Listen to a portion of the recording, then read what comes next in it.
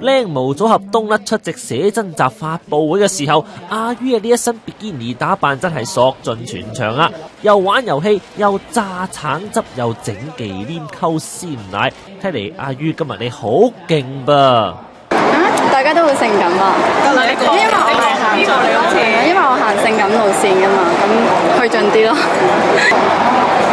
係咪想搶鏡啲啊？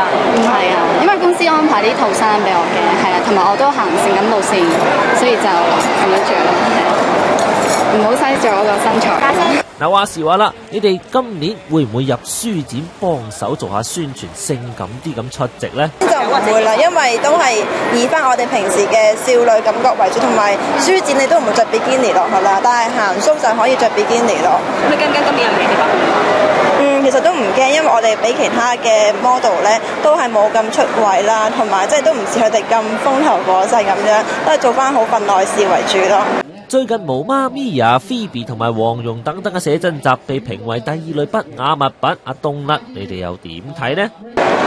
我覺得每一個人嘅路線都唔同啦。其實我哋不嬲個路線咧都唔會係咁色情嘅，所以我哋都唔會俾人哋禁到咯。你可以睇下本寫真集，笑色情寫真嘅。